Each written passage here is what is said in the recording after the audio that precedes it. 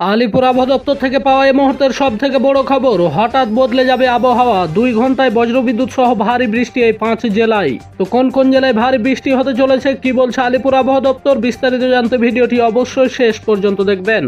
রেমাল ঘূর্ণিঝড়ের জেরে বেশ কিছুটা তাপমাত্রা কমেছিল দক্ষিণবঙ্গে, তবে দুর্যোগের পালা ফের চড়ছে পারদ। হাজির অস্বস্তিকর আবহাওয়া, দক্ষিণবঙ্গের জেলাগুলিতে সকাল থেকেই রোদের দাপট। ওদিকে উত্তরবঙ্গে চলছে দুর্যোগ। গতকাল রাতে উত্তরের একাধিক জেলায় ঝড় বৃষ্টিতে তোলপাড় চলেছে। আজও উত্তরবঙ্গে ভারী বৃষ্টির পূর্বাভাস দিল আলিপুর আবহাওয়া দপ্তর। হাওয়া অফিস জানিয়েছে, আজ দক্ষিণবঙ্গের আকাশ আংশিক মেঘলা থাকবে, তবে বৃষ্টিপাতের সম্ভাবনা নেই, বাড়বে তাপমাত্রা। এরপর আগামী 1 জুন কলকাতা, উত্তর এবং দক্ষিণ 24 পরগনায় বজ্রবিদ্যুৎ সহ হালকা থেকে মাঝারি বৃষ্টিপাত হতে পারে। পাশাপাশি 30 থেকে 35 কিলোমিটার বেগে দমকা হাওয়া বইতে পারে। আবহাওয়া দপ্তর সূত্রে খবর, অসমে তৈরি হয়েছে নিম্নচাপ, যার জেরে তুমুল বৃষ্টিপাতের সম্ভাবনা রয়েছে উত্তরবঙ্গে। আগামী 5 দিন উত্তরের আলিপুরদুয়ার, জলপাইগুড়ি ও কুচবিহারে ভারী বৃষ্টির সম্ভাবনা রয়েছে। বৃহস্পতিবার আলিপুরদুয়ার ও কুচবিহারে অতি ভারী বৃষ্টির সতর্কতা জারি করেছে।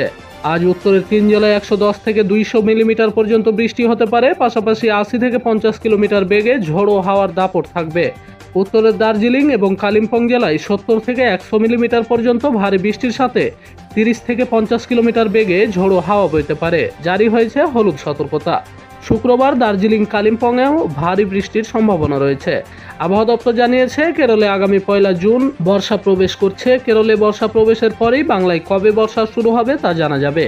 তবে আপাতত উত্তরবঙ্গে বৃষ্টি হলেও দক্ষিণবঙ্গে বজায় থাকবে গরম ও আর্দ্রতাজনিত অস্বস্তি বলেই জানিয়েছে আলিপুর আবহাওয়া দপ্তর।